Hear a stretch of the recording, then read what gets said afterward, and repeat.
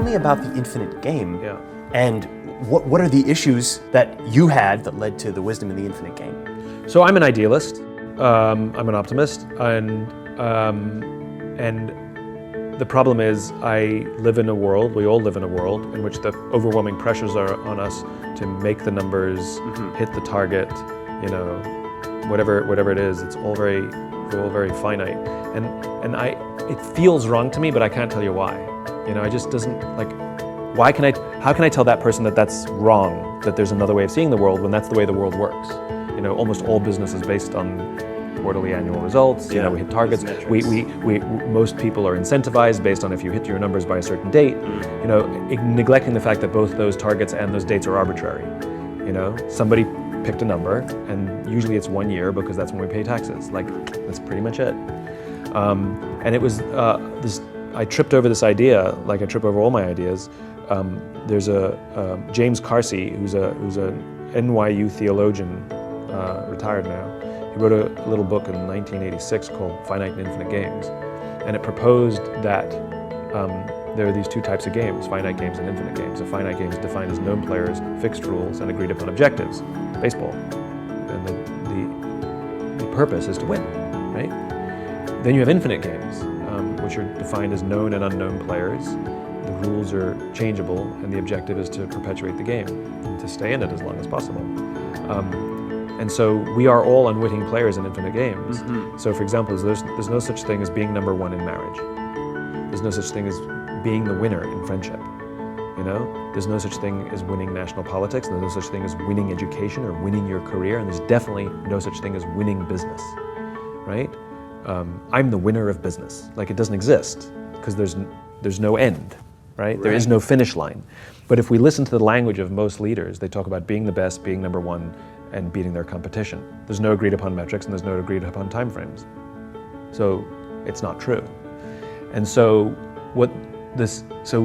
I realized that if infinite games exist, and we're unwitting players in infinite games, but we're leading as if we're finite players, as if we're in finite games, then we need a new set of directions to guide us on how to lead in the infinite game, how to lead in the infinite game of business. And the book Infinite Game really challenges many of the accepted notions of how business works today. It really is an indictment of American and Western business, American in particular, of Western business philosophies, which were pretty much honed in the 80s and 90s. So if you consider that the concept of shareholder supremacy was a theory proposed in the late 1970s, popularized in the 80s and 90s, now it's standard fare. Yes. Right? When you hear CEOs talk about prioritizing the shareholder. That was just a theory in the late 1970s. And it was popularized during the boom years of the 80s and 90s of a time of relative peace, And now it's no longer boom years, and these are no longer relative peace. These are different times, and yet the theories haven't adapted. The concept of using mass layoffs to balance the books. Think about that for a second. We are going to use the livelihoods of our people in order to meet arbitrary projections for an arbitrary date, as opposed to we're still profitable. We just want to be more profitable, and in so doing, destroy our culture, destroy trust, and destroy cooperation. And then companies are flabbergasted why they can't hold on to employees, why discretionary effort is declining, why they blame millennials. Millennials, aren't loyal. No, that's not true at all. Millennials are growing up in a world in which companies offer no loyalty, that it's not a meritocracy. It doesn't matter how hard you work. It doesn't matter how good you are. It doesn't matter how good a teammate you are, that if the company misses its arbitrary projections on the arbitrary date, you're out. I look back and I realize, oh my God, we got so much wrong in the 80s and 90s. Milton Friedman was a Nobel Prize winning economist who offered us what is considered the definition of the responsibility of business today, which is he proposed that the responsibility of business is to maximize profit within the bounds of the law. What about ethics, right? That's the equivalent of me being in a long-term relationship, right? And I cheat on my girlfriend. And when she finds out and confronts me with it, I say to her, you can't be upset with me because I broke no laws. Which would be true, by the way. Yeah. It's not like marriage where there's a contract. Like there's actually no law governing this relationship. Right? So when companies do very unethical things that make us uncomfortable, we all know it's gross. and then we put them in front of Congress and they testify, all the CEOs say the same thing. We acted within the bounds of the law. That is a very low standard, right? But these are the standards. And shareholder supremacy and the shorter and shorter term goals we set, and mass layoffs and rank and yank and all these stupid ideas that came from the 80s and 90s, which were fine for the 80s and 90s, are really doing more damage to American businesses than in the past. And so this book really attempts to challenge the finite thinking that governs most businesses and offer a new perspective. What does working at a company where a leader has an understanding that there are in an infinite game, the whole organization understands that this is an infinite game, what does that look like?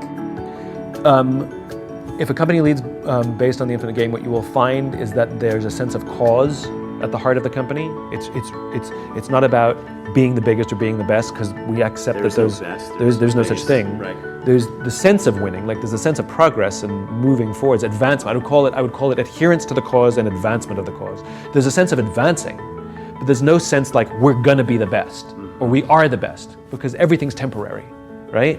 You're the best for now, based on the metrics you chose, based on the time frames you chose. You know, you can write it any way you want. And so in an infinitely led company, you'll find that there's a sense of cause so just that people are willing to sacrifice for it. Meaning they would turn down, for example, a better paying job because they'd rather be here and be a part of this. It feeds my soul. It makes me feel like my life has value. My work has meaning, right? So you'll find just causes at the center of it. You'll find a vastly greater concentration of trust, that there are trusting teams, that people are willing to say, I made a mistake, or I need help, and expect that people will rush to them to help them solve the problem or give them the support they need, as opposed to being afraid that if they say anything that they'll find themselves on a short list, at the end of the financial year. And without trusting teams, too many people are coming to work lying, hiding, and faking. We hide our mistakes. We never admit that we don't know what we're doing. We get promoted to a job where we feel out of control, but we're not going to ask for help or say, I need more training. And so when you lie, hide, and fake every day, when we lie, hide, and fake every day, eventually things break. So infinitely led companies have much, much higher proportions of trust that just, inside the company. And wouldn't we want to work there? They also made the very clever shift away from seeing those in their industry as competitors and rather see them as rivals. Because a competitor is someone you want to beat, right? And the obsession is too much, again, on the finite, right? What are the metrics? How are we going to get ahead of them? A rival is someone whose strengths reveals to you your own weaknesses. So to see those in your industry and admire where they are better than you, and instead of trying to beat them, you look at where your weaknesses are and improve. It's constant improvement, right? And that's a very sophisticated idea to not see those in your industry as competitors to be beaten, but rather as rivals that reveal to us our weaknesses so that we can improve. That's a tough mindset change. It's a tough mindset. All of this stuff is tough. Everything about running an infinite organization and being an infinite leader is difficult, because the finite is just so much easier. It's laid out, it's easily measurable, you can count it, it's where the infinite is sometimes more ethereal. Now, there are always finite within the infinite, there are wins within, but each win has context. Like, it goes back to the story of me turning down a client, which is, I could win this piece of business and make the money, but the context of what I'm trying to achieve, this is the wrong client to help me do that. And so now I only want to win the business within the context of the just cause of the infinite game. And so everything takes on new meaning. And it is all unbelievably difficult, and it is much easier to focus on the finite, even though we'll do damage as we go. It is much more fulfilling to be in the infinite game. It's much more stressful to be in the finite game. There's much more fear in the finite game. The infinite game is inspiring, but if it were easy, everyone would do it. And our economy and most of our incentive programs and rewards packages in companies are not geared around the infinite game at all. And so there's no pressure to play the infinite game. Quite the opposite. All the pressure is to play the finite game. So it's incredibly difficult. But my God, when you get it right, innovation skyrockets. trust skyrockets, cooperation skyrockets, the ability to adapt to change in technology skyrockets. I mean, here's some examples of finite industries that are embarrassing, right? So the publishing industry didn't invent Amazon. The movie industry didn't invent Netflix, right? It's the car companies didn't come up with Tesla. Like an upstart is taken on auto manufacturers. Like they're so preoccupied with the existing business models and protecting what they have. You know, like when Blockbuster was a thing, they saw Netflix coming. They saw the subscription model that Netflix was offering, which was different to their model. Even though streaming wasn't quality there yet, they knew it was coming. And the then CEO of Blockbuster, recommended to the board that we really need to change our business model. And the board would not allow him to do so because the company made 12% of its revenues from late fees. And if you go to a subscription, you'll lose all that revenue. And now they're bankrupt. That's called finite thinking, where they're so obsessed with protecting the status quo because they have benefited from the status quo, that they literally will not undergo the existential flex that they need to take to stay in business. And so now you have publishing that has their lunch being eaten by a company that they should have invented. You have the movie industry that's struggling to figure out how to keep up with, why isn't it that the architecture firms and property companies didn't come up with WeWork? They were so busy making their own offices that they thought it was, and so all of these companies, all of these industries are being disrupted by people outside their industry. That's an indictment on the way in which they view their businesses. Infinite businesses are much more adaptable. Infinite companies can bend and weave much more easily with changes in technology and see the writing on the wall. And the ones that have done it in the past, we think that they can tell the future. Steve Jobs could tell the future. No, he couldn't. Of course he couldn't tell the future. He had a just cause. He was leading an infinite organization. He was an infinite leader, and he was able to see that investing in the graphic user interface was the right way to go, even though that's not the direction they were going in at the time. And that idea, that big flex, became the Macintosh. The entire platform of Windows is designed to act like a Macintosh. So that was a huge idea. Kodak couldn't make the existential flex. Kodak invented the digital camera in 1975, but couldn't bear the thought of changing their company away from film and chemicals and machines to embrace this digital technology. Of course, digital became a thing somewhere else because once the genie's out of the bottle, you can't put it back. And Kodak made a ton of money from selling their patents, from the royalties they got from their patents on digital technology. And when those patents ran out, about 2 or 3 years later, they went bankrupt. That's called finite thinking. If I'm a leader at an organization which is finite, it's tough to just say, all right, I'm going to lead like an infinite leader now. I'm going to make my organization an infinite organization.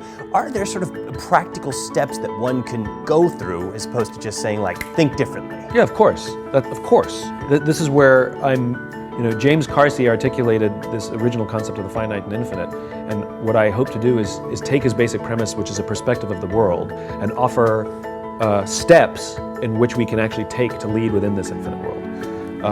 So having a just cause, having trusting teams, having a worthy rival, the ability to make an existential flex, and then ultimately having the courage to lead are the essential 5 steps that have to be taken in order to lead. And if you leave any of those out, you run the risk of sliding back into the finite game. How has it been for you going through those steps?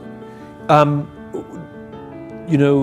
of them have been a reinforcement, like, oh good, we do this. And some of them have been like, we need to do better. One of the things that's nice about the work that I do is our team, like when they get the ideas, they grab onto them and they look for all the ways in which we can not only embrace them and internalize them, but how we can better share them as well. So it's, we are a company of constant improvement.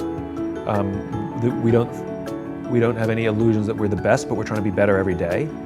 I'm very proud of the fact that we're on a journey of advancing our movement, advancing our cause, and that is about as good as anyone can do, which is completely fixated on the cause and looking for all the ways in which to improve internally and externally and how you do that. So we're on an infinite journey, and the concept has given me the not only the confidence but the guideposts to understand that it's not just crazy idealism. This is actually the way the world works. The world, like I said, we are unwitting players in the infinite game, and we don't get to choose. It's like you don't get to choose whether you obey gravity today or not. Like you have to work within its bounds, and the infinite game is the same way. It's a force to be reckoned with. It's not rules of a game. We don't get to change. You can change the rules of a game. You don't get to change the rules of the infinite game. It's like I said, it's more like a force that we have to cope with. And for those who accept the force, you can build airplanes. And for those who reject the force, you can flap your arms when you jump off a cliff, and it'll feel amazing for a while, and then you'll hit the ground. I'll choose the former. Simon, thank you so much for your time. Thank you very much. It was a pleasure speaking with you. My pleasure, thank you.